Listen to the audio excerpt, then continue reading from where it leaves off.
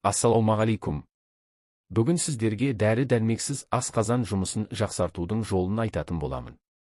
Ендеше пайдалы кеңестер легі сіз үшін. Асқазанға қалай көмектесеміз? Қандай ережелерді ұстану керек? Іш қату, іштің кебуі сынды ішек аймақтарындағы жағымсыз сезімдердің алдын алуға бола ма? Бірінші кезекте асқазан ішек жолдарының белсенділігі біздің жеген тағамымызбен тығыз байланысты екенін біліңіз. Сондықтан әрбір адамның күнделікті рационы пайдалы тағамдардан құралуы керек. Фаст фуд, жартылай фабрикат сынды асқазан жауларын рационнан өшіріп тастауға тырысыңыз. Екіншісі, салауатты өмір салтына көшейік. Жұмыс күндеріңіз қалай өтеді? Кеңседе отырасыз ба, әлде қимыл үстінде боласыз ба? Бәлкім мүлде жұмыс істемейтін шығарсыз. Үй жағдайында жұмыс істейтіндер бар шығар. Асқазаныңызға арыз айтсаңыз, өміріңіз белсенді емес деген сөз. Ас қорыту жұмысын жақсартқыңыз келсе, күніне тым болмағанда 4-5 шақырым жаяу жүріңіз.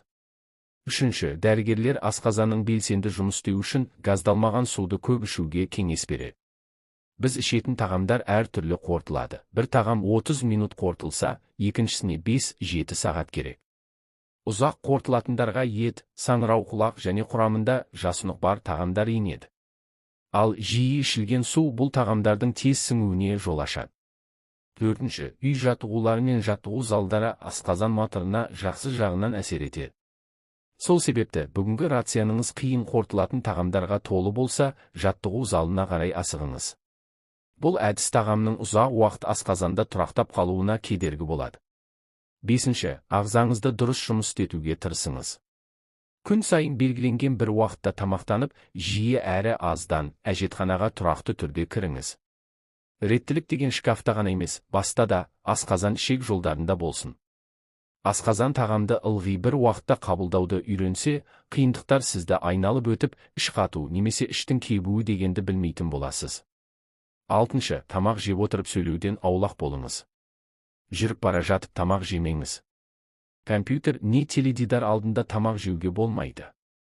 Күнде таңертең сағат тілі бойынша 10-15 минут бойы ішіңізді уқалаңыз. Қышқыл сүтті өнімдер мен көкөністерді, жемістерді барынша көп пайдалануға тырысыңыз.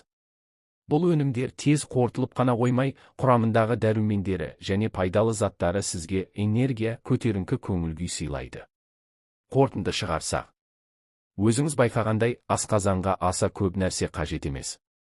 Рационды пайдалы тағамдарға толтыру, аздап спорт жаттығуларын қосу, жағымсыз әдеттерден арылу, асқазанда сіз де ризасыз.